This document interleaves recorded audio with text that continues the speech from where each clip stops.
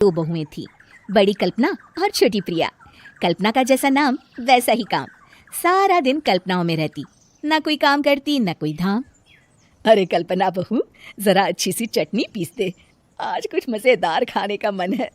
पेट में जलन हो जाएगी माँ जी बुढ़ापे में, और वैसे भी मेरा काम करने का वक्त शाम का है, आप प्रिया को ही बोल दो। इतना कहकर कल्पना वहां से चली जाती है। कांता कल्पना के ऐसे रवैये से काफी परेशान रहती हैं। मैं बना देती हूँ माँ चटनी, ऐसा बोलकर प्रिया माँ को चटनी बनाकर प्लेट में खाने को देती है कि तभी वहाँ कल्पना आ जाती है। अरे वाह चटनी, जरा चख कर तो देखूं, बड़े दिन हो गए। अरे नहीं बहू, तू तो रहने ही दे चटनी खाना, पेट में जलन हो जाएगी। इतना कहकर कांता और प्रिया दोनों हंसने लगते हैं। कल्पना सारा दिन या तो मोबाइल में यूट्यूब देखती या फिर सोती रहती। उसका कमरा भी बिखरा और गंदा रहता। एक दिन कल्पना का पति अशोक उससे कहता है, अरे कल्पना, जानवर भी उस जगह को साफ कर लेता है जहाँ वो बैठता है, तुम तो इंसान हो, कैसे इतने गंदे कमरे में रह लेती हो?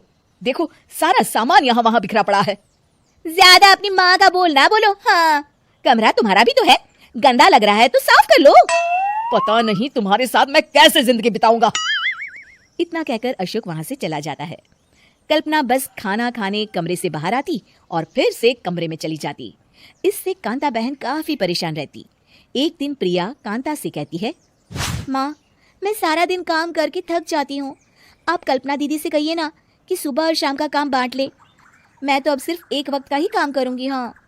अरे तू वो भी ना करना, एक बहू तो कामचोर थी ही, दूसरी भी आ गई काम ना करने के बहाने लेकर।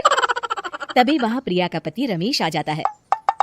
माँ, मैं देख रहा हूँ भाभी कोई काम नहीं करती, प्रिया सारा दिन घर और रसोई का काम करती है, अब कुछ करो ना माँ। कांता मन में कुछ सोचती है और कल्पना के पास जाती है। कल्पना फोन पर मेकअप करना देख रही होती है। कल्पना, तुम सारा दिन बस मोबाइल देखती हो, घर का कोई काम भी कर लिया करो। प्रिया सारा दिन काम करके थक जाती है, आज से मैंने फैसला किया है, एक वक्त का काम तुम करोगी, सुबह का खाना तुम बनाओगी और रात का प्रिया। आप लोगों ने काम को हवा बना रखा है। अरे पता नहीं थोड़ा सा ज्यादा काम करने में आप लोग घबरा क्यों जाते हैं। और हाँ, बहुत ज्यादा प्रिया की तारीफ मत करिए मेरे सामने, बड़ी बहू तो मैं ही रहूंगी।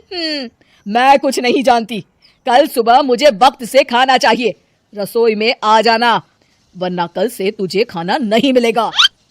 अगली सुबह कल्पना रसोई में नहीं आती है। वो देर से सोकर उठती है और बाहर आकर कहती है, अरे भूख लगी है, आज खाने में क्या है? इतनी देर हो गई, आज किसी ने मुझे उठाया भी नहीं, पता नहीं कहाँ है सब। कल्पना को घर में कोई नहीं दिखता। वो रसोई की तरफ जाती है जहाँ बड़ा सा ताला लगा होता है। अरे रसोई में ताला? ओ, मैं तो भूल ही गई थी, माँ ने आज से सुबह का खाना मुझे बनाने को कहा था। हे भगवान, इतने लोगों का खाना बनाना क्या आसान है? तभी घर के सारे सदस्य बाहर से वापस आते हैं। वाह माँ जी, मजा आ गया छोले भटूरे खाकर। मेरे मुंह में तो अभी भी स्वाद आ रहा है। अरे कल्पना, तेरे भरोसे रहते तो हम तो भूखे ही रह जाते। कल्पना को बहुत गुस्सा आ जाता है। अब बहुत हो गया, आज से मैं अपनी रसोई अलग कर रही हूँ, मैं अपना खाना खुद बना लिया करूंगी। कल्पना अपनी रसोई अलग कर लेती है, पर आए दिन उसका देर से उठना और काम न करने की आदत से वो भूखी ही रह जाती थी। उसी के सामने घर के लोग अच्छे अच्छे पकवान खाते और कामचोर कल्पना को जैसे तैसे ही खाना बनाकर खाना पड़ता। पर एक दिन तो हद ही हो गई। माँ, दीदी आज सुबह से कमरे से बाहर नहीं निकली, हमें जाकर देखना चाहिए। सो रही होगी कामचोर कहीं की, पर तुम कहती हो तो चलो देख लेते हैं उसे।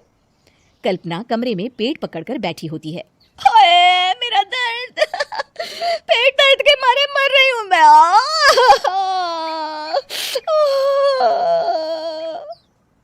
अरे दीदी क्या हुआ, पेट में दर्द क्यों हो रहा है, डॉक्टर को दिखाया आपने? माँ, कल्पना खड़ी होती है और माँ जी के पास आती है। मुझे माफ कर दीजिए, अब से मैं सारे काम में मदद करूंगी, कभी आलस और काम चोरी नहीं करूंगी। हाँ हाँ, वो तो ठीक है, लेकिन अचानक क्या हो गया जो तू काम करने को तैयार हो गई? कामचोर कल्पना। माँ, लगातार बासी और उल्टा पुल्टा खाना खाने के कारण मेरे पेट में इन्फेक्शन हो गया है, काम ना करना पड़े इसलिए मैं 2 दिन का खाना एक दिन ही बना लेती थी। बासी और खराब खाना खाने के कारण लेने के देने पड़ गए। पेट में दर्द हो रहा है। चलो अच्छा हुआ, देर आए दुरुस्त आए।